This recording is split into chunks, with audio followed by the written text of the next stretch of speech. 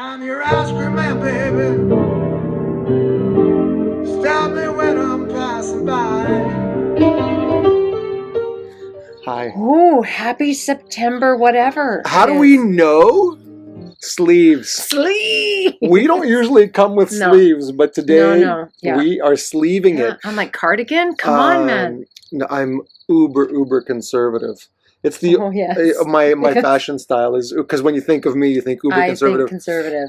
That's right, and primarily it's because I was having a less than attractive bum day, and I picked out a sweater. This sweater hangs low. Hangs nice. It hangs real nice, and it cuts an incredibly fine line right under my glutes. So what was once a weakness is now a moderate strength. Very nice. Cut a nice swath. So now, and if you don't know, now you know. So that's my story. It's been a while. I feel like we haven't chatted since summer, and yet that was only a couple of days away, really. But yeah, I feel like it's been a little while. Are you doing well? I'm doing great. I just came back from Winnipeg, which I'm not going to talk about this time. We can talk about another time. Again. South Manitoba. Yeah, down at the lake. It was beautiful. But what I thought we could talk about today. Oh yes, good. Put me in frame. No. The angle is very important because you're the pretty one in this combo. Very nice. Very nice. And also, I'm having a good look day. Didn't I say? Not only are you the pretty one, you're also the hairy one. I am the hairy one. Springy everywhere. And I mean that with all due respect and affection. So yeah. I have an idea for us. Yes. I thought we might, since Am I too close? Am I red in your face? You are not too close, because I can get closer. Oh my God. I just feel like my features are very jutting. I'm like, my features are going to carve into her. You can bring your features, and I'll match your features with my personality. Well, now I'm a little nervous. That's okay, right. Sorry. So you said you came with an idea, which was just fantastic. What'd you learn this summer? Or tell me about your art this summer. What happened for you this summer in art? This is the real question? This is the real question. It's September. We still have our suntans. Yes, I'm gonna maintain it all year long. It's my suntan maintenance. I learned the difference between benign and malignant. In art or cancer? In life. Okay. In life. The difference between benign and malignant. Let me give you an example. Life. Let me give you an example. Wow. A true story. Okay. I learned that living like a retired person when you're not ready to live like one is malignant. It will damage you. It will cut you off at the knees. It will make you question your purpose. It will make you go searching for falsehoods because your truth is too quiet. So being a retiree for the summer, which I allowed myself to be, was malignant for my well-being. And I started questioning everything about my choices. Not about my truth, not about my objectives in the future, but about my current choices. And that was difficult. I'll give you another example. Wow. You just went right there, didn't you? You're in the fall season. You just took us right. Welcome to the darkness. That's right. We're heading into the cave. It's like, come on, solstice is not here yet. Exactly. But okay. I'll give you another example of let's play benign or malignant. As to what I learned this summer. Wasn't there a movie, What I Did This Summer, and it was about somebody dying? I just want to say, as a cancer survivor myself, I think that's the dark humor in that. It just is quite captivating. Let's play benign or malignant. That's right. That's how we do it. Oh my God! Why play Jeopardy or Wheel of Fortune when you can play this? Yeah. I also think, for example, the notion. So I was thinking about the notion of censorship because I was watching Dave Chappelle, The Closer, which is a masterpiece. Yes. And of course he was canceled and chose not to be canceled. He made a one-person decision that cancellation is not going to affect him. We could do a whole show on Chappelle here. Which is incredible because he truly is a master and so inspiring. But he turned a malignant movement as it was affecting him into something totally benign because he declawed it. He took out its teeth and he said, no, I'm not going to let it affect me. This is why. I'm an equal opportunity thinker, lover, offender, and I certainly don't need to quote Chappelle because he'll quote himself better than I will. But I learned that you can take, it's not benign or malignant, you can turn one into the other, depending on your perspective. Censorship, of course malignant. Not if you don't care and just follow your path and do what you're called to do. Censorship doesn't have to exist for you. It's benign. So what I learned this summer is that perspective, approach, attitude to art, to self-concept, to life, to parenting blurs the lines between benign and malignant because it's up to you as the perceiver of the environment. That's what I learned this summer. Wow. Thoughts? I was Comments over to not you? expecting that at all. I didn't know where you'd go because surprise. You're right. I just didn't know what I was going to ask you. But I love your question, though. But I have been thinking about it. I've had a little too much time on my hands, and I've been thinking about this new game that I want to introduce to the world. You're going to make $1 million. I'm going to make $1 million. $1 million. Throw me a bone. I've been frozen for 30 years. $1 million. Hey, that's not even going to buy me lunch. Hey, lunch in the Hamptons. Hey, that's not even going to pay for my big mug. Hey. Okay. So This is why we have these conversations. yes. Your turn. Well, let me just see if I can I just want to comment on yours first. But you know what because we could unpack that for a long time. What I appreciate a lot is because you dropped a couple of thoughts for listeners here. One is that the concept of kind of living in a retired summer when you're not ready to retire, Right. and what that does to the juice of you as an artist. I think that's a really important piece to name. And I'm curious for you, were you just kind of exploring what would this summer be like if I kind of did what everybody else did and just sort of everybody else did, throw my feet up and choose to not chase something, but you're exploring something, or did it just happen? Yeah, part of it was I'm going to let the world come to me because I feel like I'm chasing cats when I'm chasing my objectives. No, when I'm chasing my dreams, I feel like I'm chasing cats. Yeah. And so I wanted the cat to come to me. But in so doing, I didn't realize that it would require a tolerance and a patience in my approach to life. Two qualities which I just don't possess, really. And nor... TP. Yeah, that's right, TP.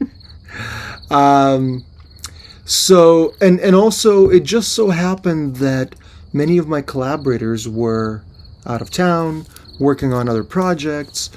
So I ended up working on creative ventures mostly on my own. Mm-hmm. And with you, this has been a wonderful outlet. So I'm really grateful for this, and I'm grateful for you. I love you. But of course, we have busy lives. Our kids are home, or our kids are around. We're exploring romance. There are festivals. There are things to do. There are places to travel, and so I needed to rely primarily and solely on me in terms of keeping the artist alive. And a part of that was, hey, this is really fantastic. If I do this daily, I don't have to use anybody else as a crutch. My only crutch is my sense of discipline. Because usually you make a commitment and you work with someone, and then you're accountable to that commitment. Yes. It's like a running partner. That's right. Yeah. I like to run alone. I don't want to talk when I run. Yeah. I want to listen to my music. I don't want to worry about your pace as my running partner. I just want to be a lone wolf in this area. And so I find that when I'm forced, not when I choose to be a lone wolf, but the summer forced me to be a bit of a lone wolf, my crutch was my discipline. And so if I stayed steadfast and relied on my sense of discipline to keep creating, because it's the one thing that I love, and it's the one thing that has chosen me. Love the thing that loves you back. Mm-hmm. I have to love art because it loves me back. You leave relationships, you leave neighborhoods, your teenagers leave you, right? If art loves you back, you have to love it also. So I'm choosing the path of loving what loves me back. Art is it. So I try to create daily, and I had to lean on my sense of, oh, no. I gotta get up and do it. I can't just watch Dave Chappelle specials and do duets with my dog. Come here. What's going on? That's my little cue to open the door. But what do you think about that? So it wasn't really self-inflicted. It was sort of thrust upon me by the powers that be. And that's actually one of those great art things. It's actually a great art thing to put limitations, right? When you have forced limitations, I'll just talk to you.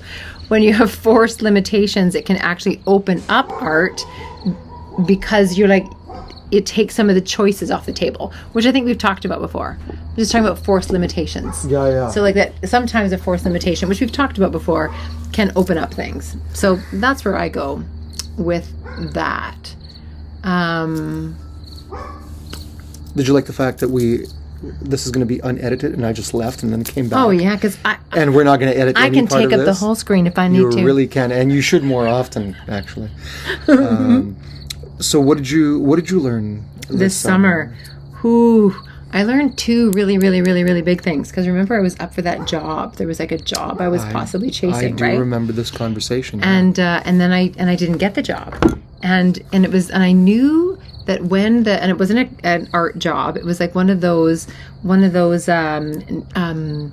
negotiated with your art jobs, which means it was in the work of communications, and of course my work is in story, so one could stretch my art work of story into communications, of course, and I could convince myself I am doing art, right? I am doing art here. I can find the thread of art here. And as the decision came down that I didn't get the job, and I could feel it. I remember standing on the deck, looking out, and going, "I'm not going to get that job. I can just feel it. I'm not getting that job." And I knew in that moment that I wasn't going to get it. That I was like, "Oof!" And it's not that I felt relief because I didn't. It was more, "Oh, yep," because you shouldn't get that job. Like, this is Correct. Not your time to be working another job. Correct. And does it make my life more secure, financially secure? Yep. But does it make my art more secure? Nope. Does it make my future more secure? Nope. Maybe financially, but also maybe not. Because it's that whole thing of what you focus on grows. So what you prioritize is where your priorities actually live. So if I prioritize making money to survive or making money to feel comfortable or whatever the story is, I'm prioritizing that rather than prioritizing the belief in my own ability that my art can also pay my living. Right. And you must chase that truth. And I must chase that truth. And even if the art doesn't pay, even if the creation of art doesn't pay my living, by making art the priority, it will force decisions. If I keep the art in the driver's seat, it will force decisions that will allow art to be in the driver's seat, which also pays for my living. Correct. It's a ripple effect. This whole conversation of trading this for that is total bullshit.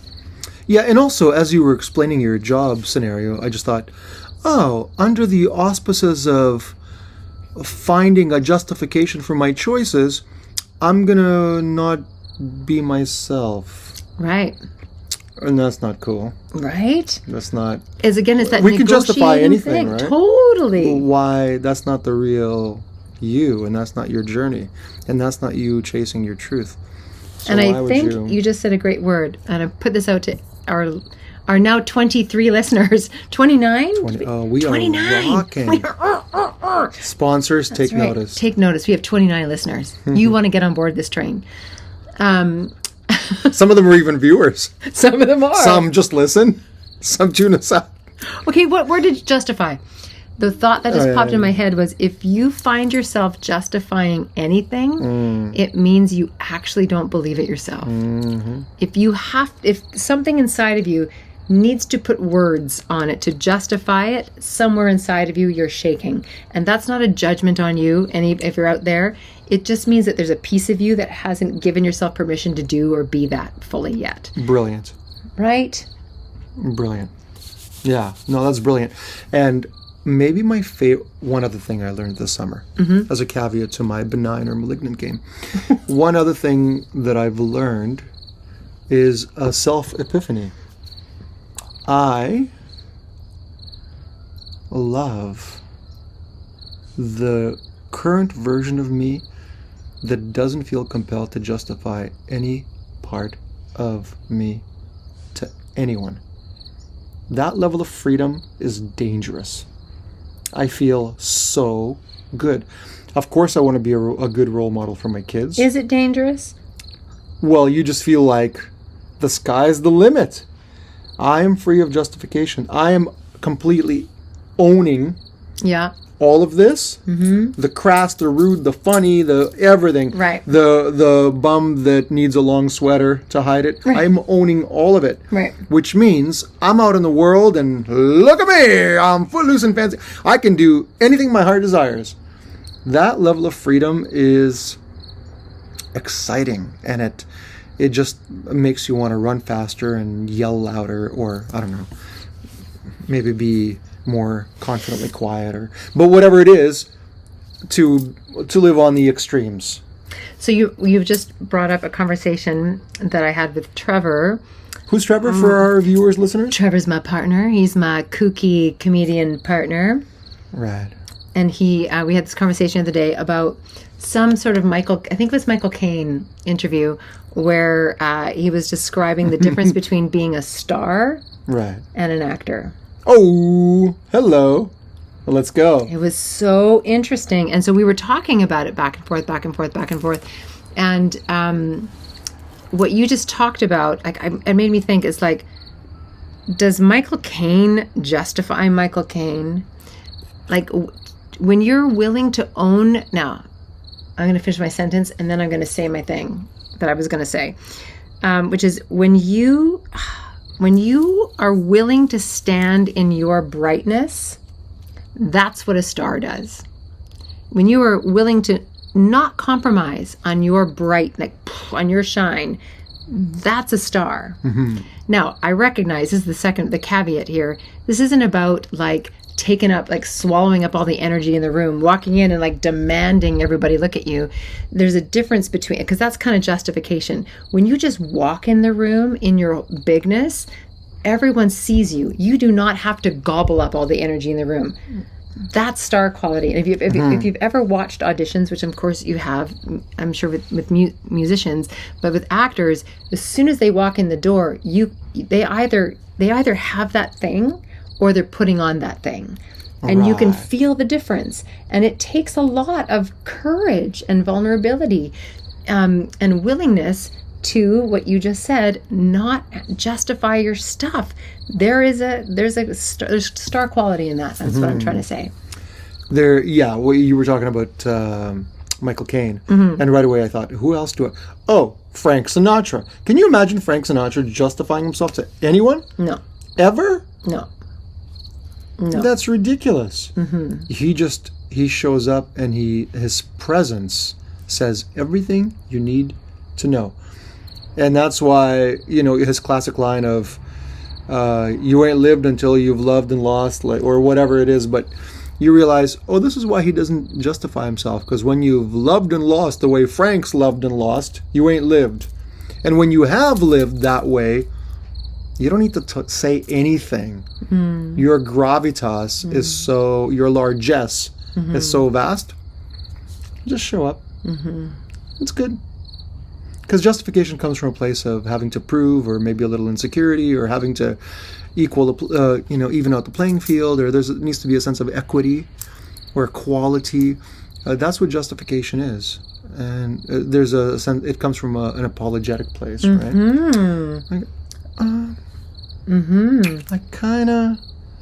I wipe front to back. You know what I'm saying? It works for me really well.